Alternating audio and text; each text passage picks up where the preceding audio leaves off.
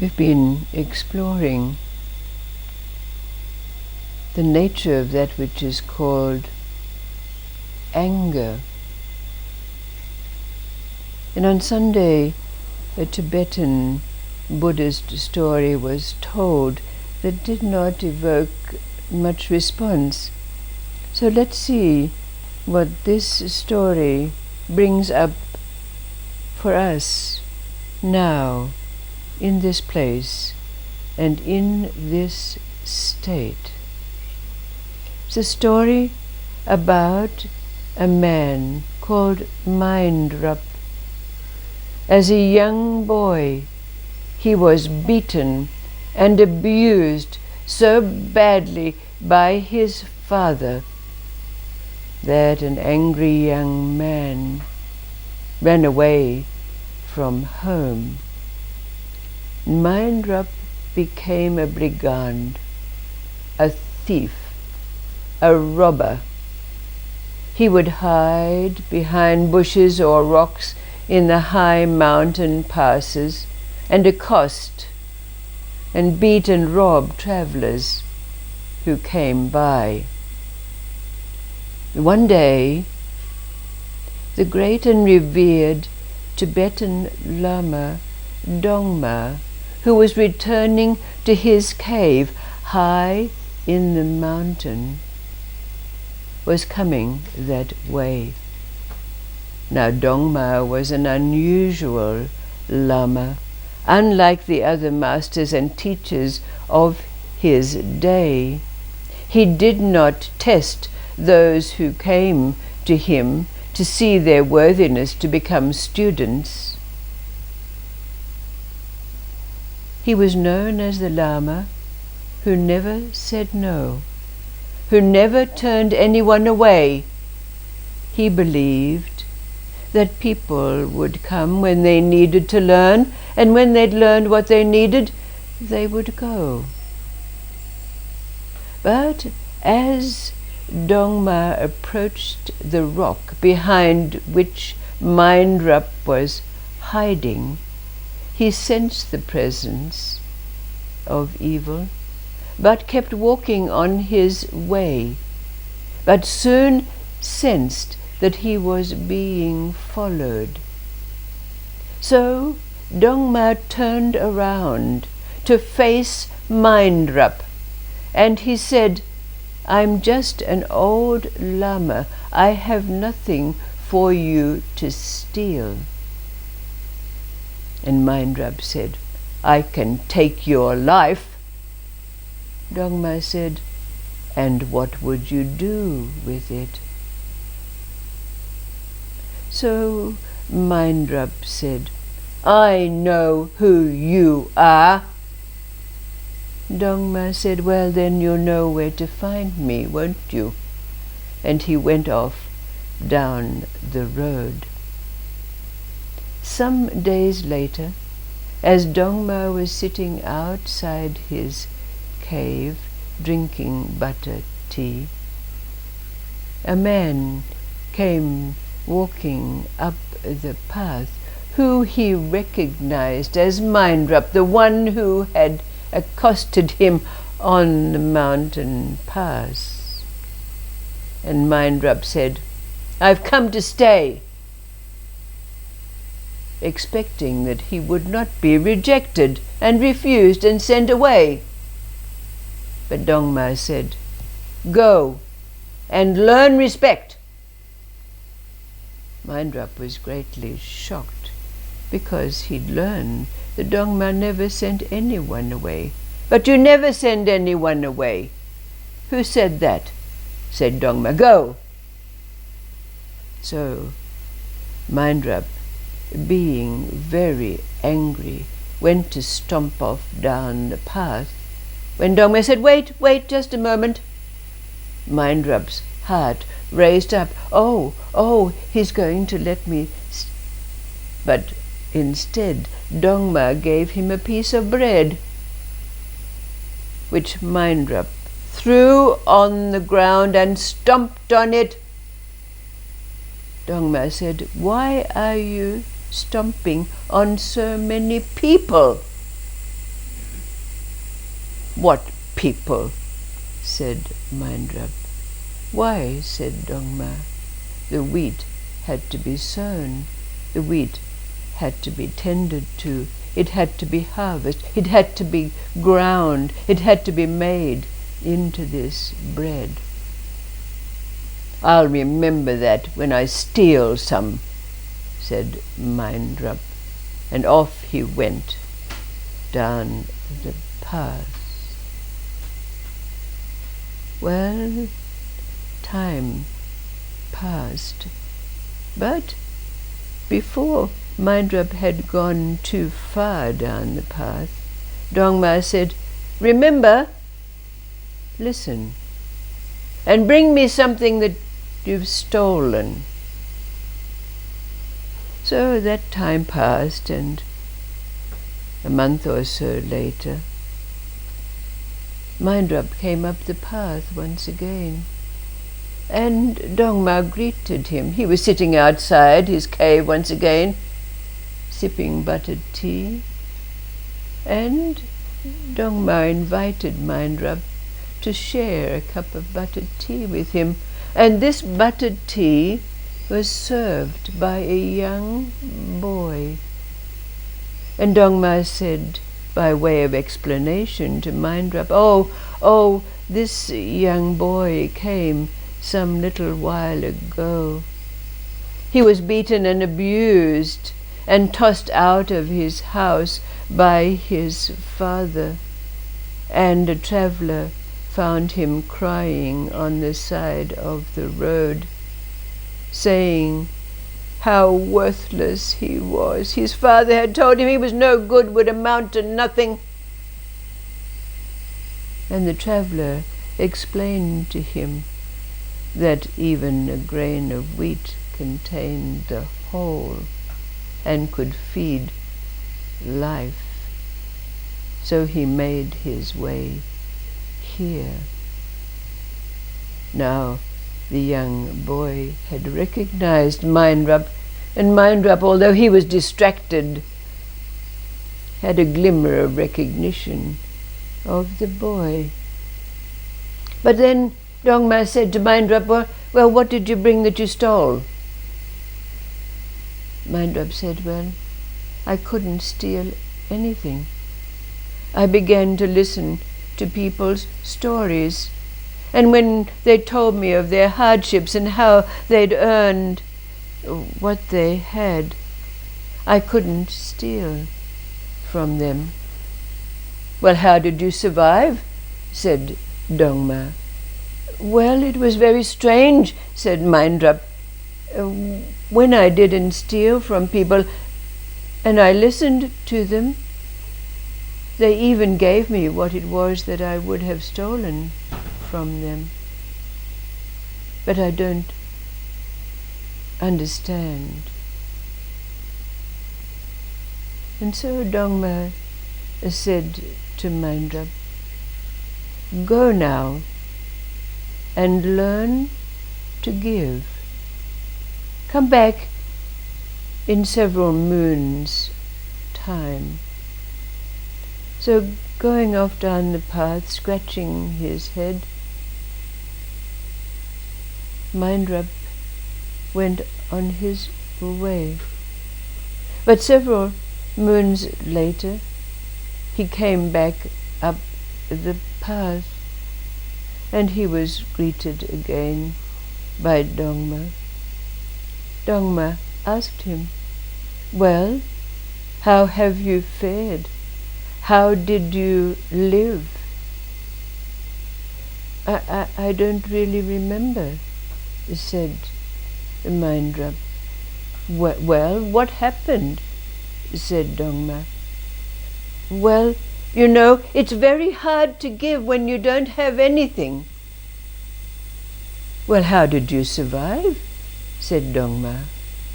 Well, people gave me things and food, and I would give it away, and I would have nothing. So it was give and take and give and take, and always I finished up with nothing. Well, you don't look as though you starve, said Dongma. No, said Mindrup. I was given food, and then I shared the food. But, said Mindrup, I don't understand. I need to learn meditation. Oh, said Dongma, meditation. You've learned what you've learned. Go. No, said Mindrup. How can I learn to give and serve if I have nothing and I haven't learned meditation? Oh, said Dongma, you're a stubborn man. Well, said Dongma, I have to go to a higher cave in the mountains. I'm leaving in a couple of days' time. But if you want, you can follow me. But when you come, you have to bring a swatch of nettles. But remember, you must not sting yourself or prick yourself with those nettles. I will know. So Mindrup was very confused. He realized that he had been learning from Dongma in a strange sort of a way. But this task of gathering nettles, how would he do this? And Dongma said, but be very careful when you cross that rope bridge. It's very dangerous. So the days passed, and Dongma did make his way up to the higher cave. And Mindrup set about the task of how he would gather nettles and take them to Dongma without stinging or pricking himself. And so he searched for a suitable patch of nettles. He took the last rags of his garments and wrapped them around his hands and gathered the bunch of nettles. And then he set out on his way.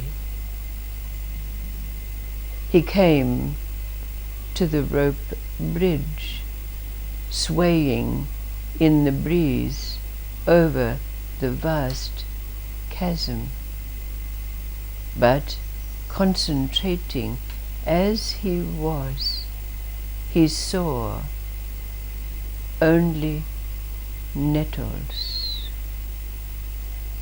He crossed the bridge, and as he approached the cave outside which Dongma was sitting, Dongma called out to him, "Oh, welcome, welcome, welcome. Nice to see you. Come have a cup of buttered tea."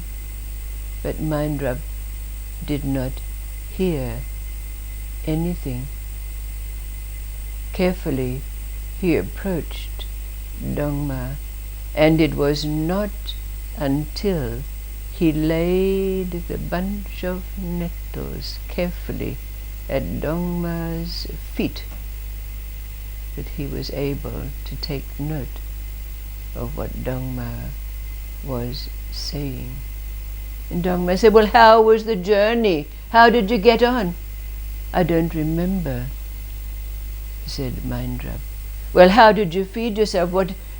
"I don't remember," said Mindrup. "All I could think of was nettles, nettles, nettles." "Oh," said Dongma, "now you are on your way. You will find me when you need to find me."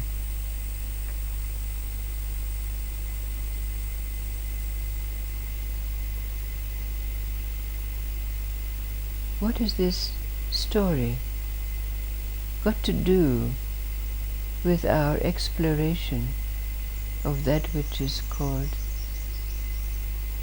anger.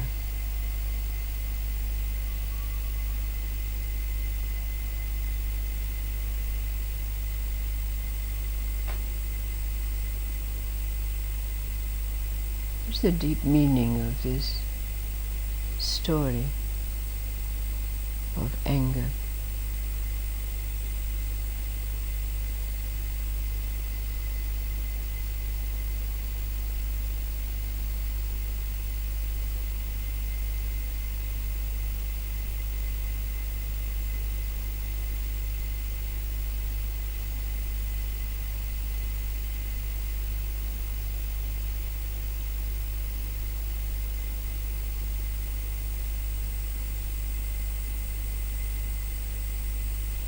The nature of anger.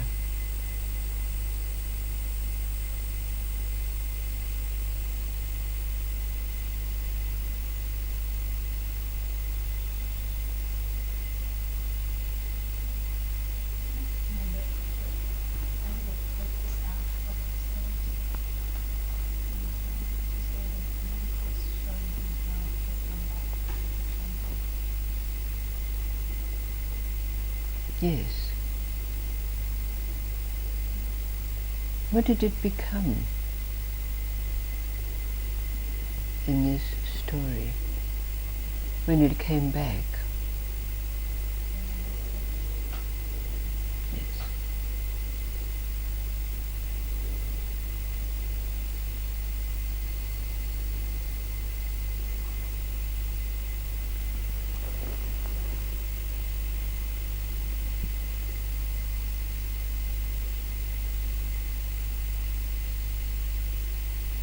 What's become of the fire in your belly?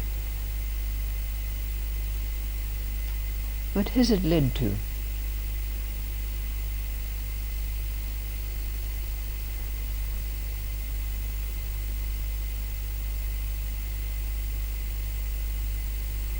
What names would you give it along the way?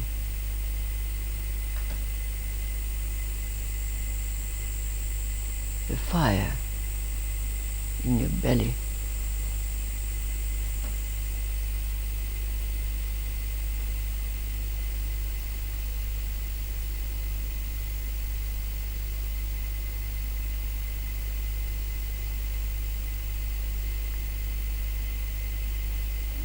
I was just thinking of that word, defy and really that anger tends to consume.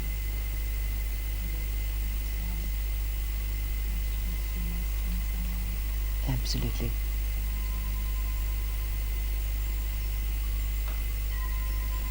And in an interesting way you could say it's almost resolving itself.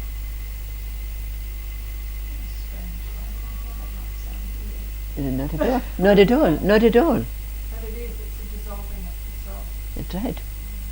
That's right. Exactly. That. Hasn't it consumed us? But isn't it at the same time strengthening the ego and our identity of self out there? Absolutely. That fire has to be lit, doesn't it? What is it that lights our fire? Life, the beatings we got, whatever it was, our circumstances, whatever. We all really know what lit our fire, isn't it? If we look at it, we can see what lit our fire. Gave us that. Yes, I'm going to prove myself. Yes, I'm going to do it. Yes.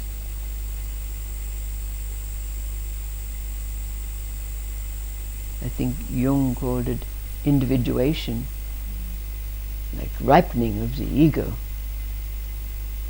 So it creating that to burn.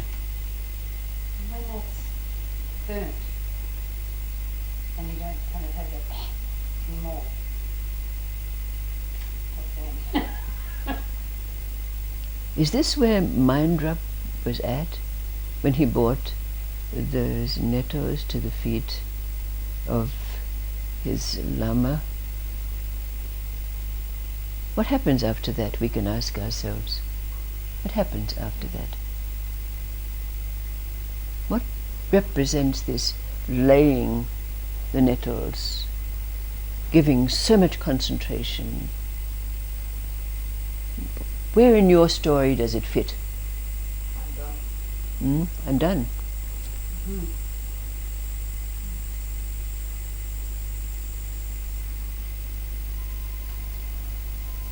What happens after that?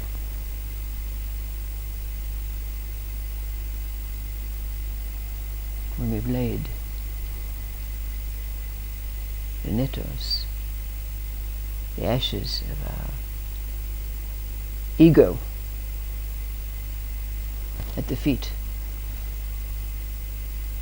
What happens? That's where we're going in these stories. Next.